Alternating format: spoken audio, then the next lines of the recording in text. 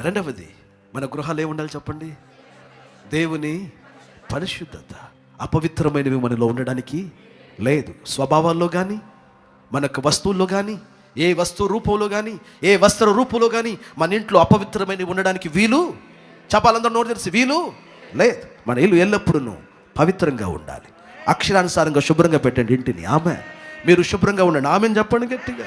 Yes, మీరు అందరూ ఉంటారని నేను నమ్ముతున్నాను. అదే రీతిగా ఇళ్లలో ఎల్లప్పుడూ పవిత్రత ఉండాలి. ఈ నెలలో, ఈ వారంలో ఏదో పైన చెప్పినట్టున్నాను. ఏంటిది? ఇంటిని ఏం చేయాలి? Anoint your house. నీ ఇంటిని శుద్ధి చేయి. పురుషులారా, ఇది నీ బాధ్యత. ఆమెను చెప్పరేమండి. స్త్రీలారా, ఇది మీ బాధ్యత. Anoint your house. Lord cleanse my house. Lord cleanse this bedroom. ఆమెను చెప్పాలి కొంచెం గట్టిగా. నువ్వు శుద్ధి చేసుకుని చూడు, వస్తున్న పీడకలన్నీ పారిపోతే వేస్తున్నాము. నువ్వు శుద్ధి చేసి చూడు, నీ ఇంటిలో పాడు అనే మాట ఉండదు. వేస్తున్నాము మాట్లాడండి. నువ్వు శుద్ధి చేసి చూడు, నీ ఇంట్లో రిఫ్రెషింగ్ అనాయింటింగ్ ఉండదు ఎల్లప్పుడు.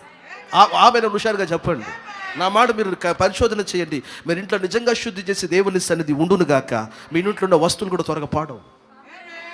వండిన వంట కూడా త్వరగా, నిజం చెప్తున్నా, దేవుని స్తోత్రం కలుగునుగా. మంచి చెప్పాలి. హల్లెలూయా.